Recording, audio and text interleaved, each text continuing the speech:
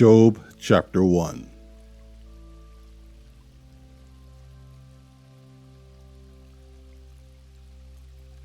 Job and his family in Uz.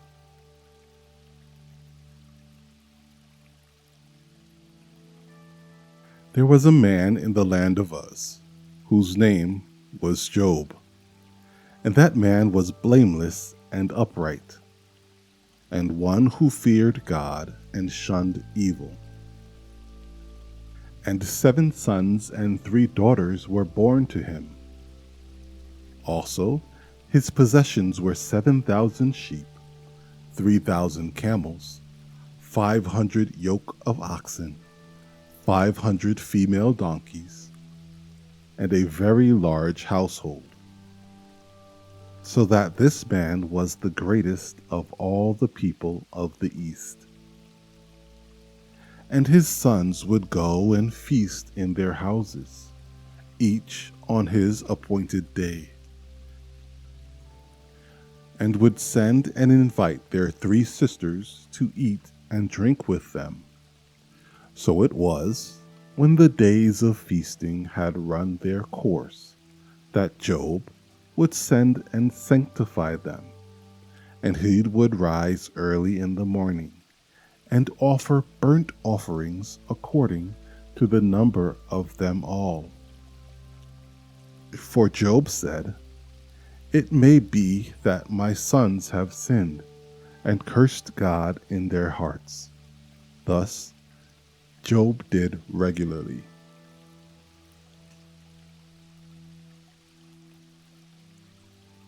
Satan attacks Job's character. Now there was a day when the sons of God came to present themselves before the Lord, and Satan also came among them. And the Lord said to Satan, "From where do you come?" So Satan answered the Lord and said, "From going to and fro on the earth, and from walking back and forth on it." Then the Lord said to Satan, "Have you considered my servant Job, that there is none like him on the earth, a blameless and upright man, one who fears God and shuns evil?" So Satan answered the Lord and said, "Does Job fear God for nothing? Have you not made a hedge around him, around his household, and around all that he has on every side? You have blessed the work of his hands, and his possessions have increased in the land. But now stretch out your hand and touch all that he has, and he will surely curse you to your face." And the Lord said to Satan, "Behold, all that he has is in your power, only do not lay a hand on his person." So Satan went out from the presence of the Lord.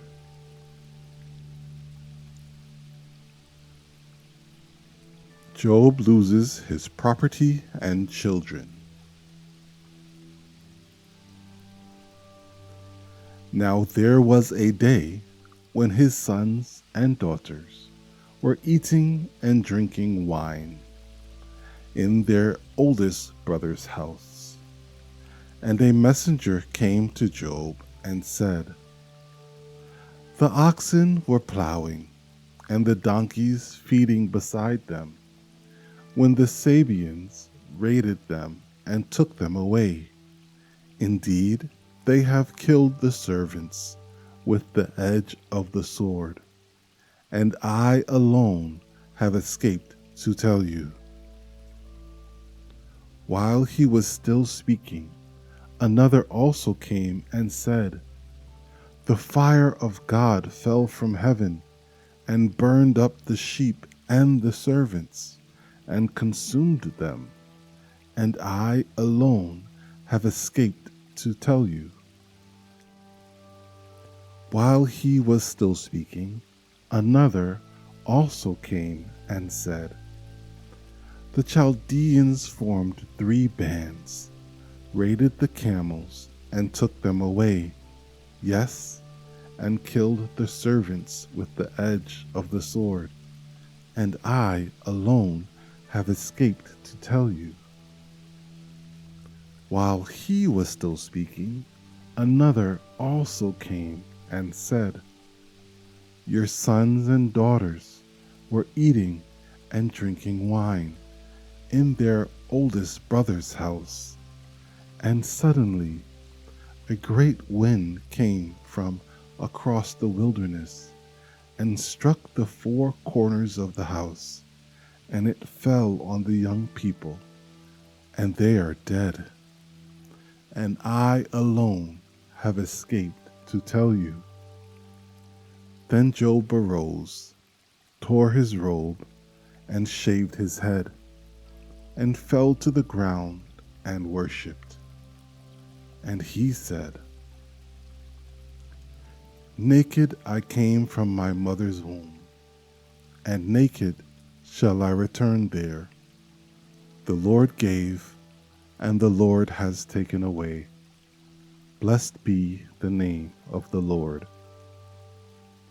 In all this Job did not sin, nor charge God with wrong.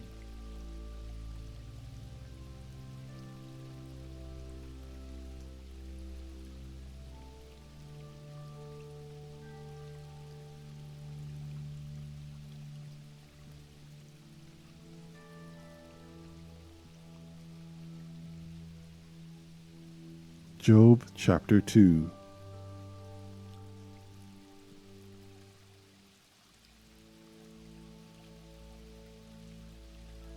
Satan attacks Job's health. Again there was a day when the sons of God came to present themselves before the Lord, and Satan came also among them to present himself before the Lord. And the Lord said to Satan, "From where do you come?" Satan answered the Lord and said, "From going to and fro on the earth, and from walking back and forth on it."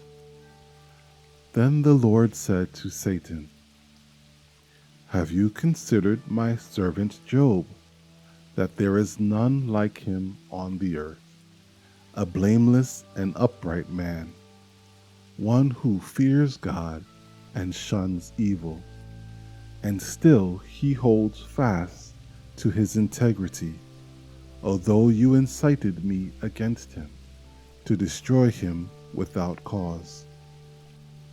So Satan answered the Lord and said, "Skin for skin, yes, all that a man has he will give for his life. But stretch out your hand now, and touch his bone and his flesh, and he will surely curse you to your face." And the Lord said to Satan, "Behold, he is in your hand, but spare his life." So Satan went out from the presence of the Lord, and struck Job with painful boils from the sole of his foot to the crown of his head. And he took for himself a potsherd with which to scrape himself, while he sat in the midst of the ashes. Then his wife said to him, "Do you still hold fast to your integrity? Curse God and die." But he said to her, "You speak as one of those foolish women speaks. Shall we indeed accept good from God, and shall we not accept adversity?" In all this Job did not sin with his lips. Job's 3 friends. Now when Job's 3 friends heard of all this adversity that had come upon him, each one came from his own place: Eliphaz the Temanite, Bildad the Shuhite, and Zophar the Naamathite, for they had made an appointment together to come and mourn with him and to comfort him. And when they raised their eyes from afar and did not recognize him, they lifted their voices and wept, and each one tore his robe and sprinkled dust on his head toward heaven. So they sat down with him on the ground 7 days and 7 nights, and no one spoke a word to him, for they saw that his grief was very great.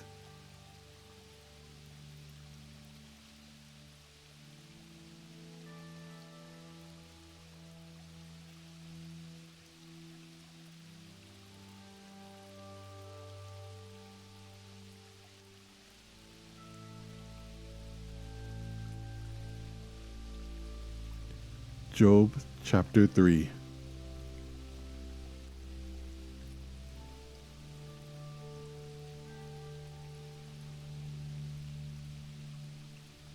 Job deplores his birth.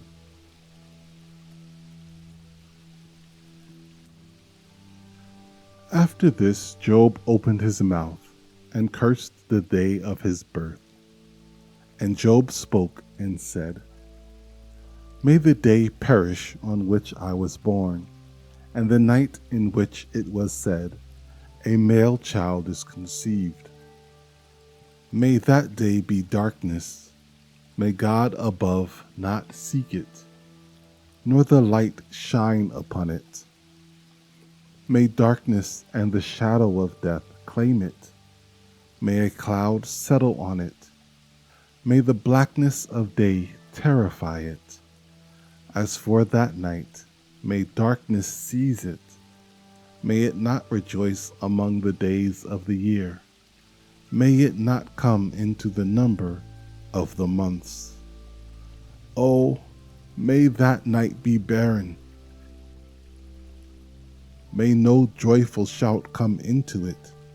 May those curse it who curse the day, those who are ready to arouse Leviathan. May the stars of its morning be dark. May it look for light, but have none, and not see the dawning of the day, because it did not shut up the doors of my mother's womb, nor hide sorrow from my eyes. Why did I not die at birth? Why did I not perish when I came from the womb? Why did the knees receive me? Or why the breast that I should nurse? For now I would have lain still and been quiet. I would have been asleep. Then I would have been at rest with kings and counselors of the earth, who built ruins for themselves, or with princes who had gold, who filled their houses with silver. Or why was I not hidden like a stillborn child, like infants who never saw light? There the wicked cease from troubling, and there the weary are at rest. There the prisoners rest together. They do not hear the voice of the oppressor. The small and great are there, and the servant is free from his master. Why is light given to him who is in misery, and life to the bitter of soul, who long for death, but it does not come, and search for it more than hidden treasures, who rejoice exceedingly and are glad when they can find the grave? Why is light given to a man whose way is hidden, and whom God has hedged in? For my sighing comes before I eat, and my groanings pour out like water. For the thing I greatly feared has come upon me, and what I dreaded has happened to me. I am not at ease, nor am I quiet. I have no rest, for trouble comes.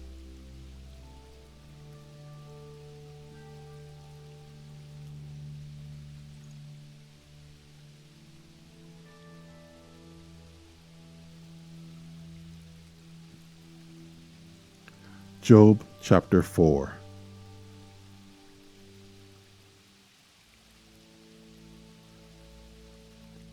Eliphaz, Job has sinned.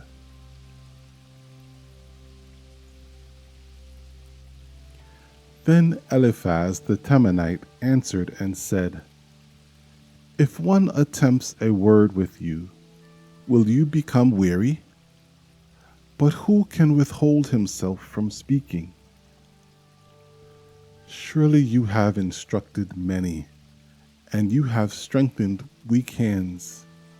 Your words have upheld him who was stumbling, and you have strengthened the feeble knees. But now it comes upon you, and you are weary. It touches you, and you are troubled. Is not your reverence your confidence, and the integrity of your ways your hope? Remember now, who ever perished being innocent? Or where were the upright ever cut off? Even as I have seen, those who plow iniquity and sow trouble reap the same. By the blast of God they perish, and by the breath of his anger they are consumed. The roaring of the lion, the voice of the fierce lion, and the teeth of the young lions are broken. The old lion perishes for lack of prey, and the cubs of the lioness are scattered. Now a word was secretly brought to me, and my ear received a whisper of it. In disquieting thoughts from the visions of the night, when deep sleep falls on men, fear came upon me, and trembling, which made all my bones shake. Then a spirit passed before my face. The hair on my body stood up. It stood still, but I could not discern its appearance. A form was before my eyes. There was silence. Then I heard a voice saying, Can a mortal be more righteous than God? Can a man be more pure than his Maker? If he puts no trust in his servants, if he charges his angels with error, how much more those who dwell in houses of clay, whose foundation is in the dust, who are crushed before a moth. They are broken in pieces from morning till evening. They perish forever, with no one regarding. Does not their own excellence go away? They die, even without wisdom.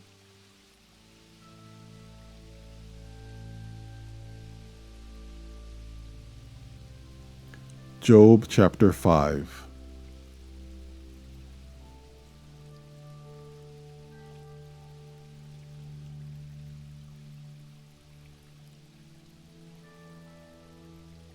Eliphaz, Job is chastened by God. Call out now. Is there anyone who will answer you? And to which of the holy ones will you turn? For wrath kills a foolish man, and envy slays a simple one. I have seen the foolish taking root, but suddenly I cursed his dwelling place. His sons are far from safety. They are crushed in the gate, and there is no deliverer, because the hungry eat up his harvest, taking it even from the thorns, and a snare snatches their substance. For affliction does not come from the dust, nor does trouble spring from the ground. Yet man is born to trouble, as sparks fly upward. But as for me, I would seek God, and to God I would commit my cause, who does great things and unsearchable, marvelous things without number. He gives rain on the earth and sends waters on the fields. He sets on high those who are lowly, and those who mourn are lifted to safety. He frustrates the devices of the crafty, so that their hands cannot carry out their plans. He catches the wise in their own craftiness, and the counsel of the cunning comes quickly upon them. They meet with darkness in the daytime, and grope at noontime as in the night. But he saves the needy from the sword, from the mouth of the mighty, and from their hand. So the poor have hope, and injustice shuts her mouth. Behold, happy is the man whom God corrects. Therefore, do not despise the chastening of the Almighty, for he bruises, but he binds up. He wounds, but his hands make whole. He shall deliver you in 6 troubles. Yes, in 7 no evil shall touch you. In famine he shall redeem you from death, and in war from the power of the sword. You shall be hidden from the scourge of the tongue, and you shall not be afraid of destruction when it comes. You shall laugh at destruction and famine, and you shall not be afraid of the beast of the earth.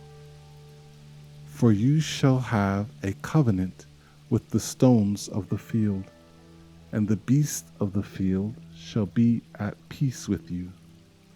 You shall know that your tent is in peace. You shall visit your dwelling, and find nothing amiss. You shall also know that your descendants shall be many, and your offspring like the grass of the earth.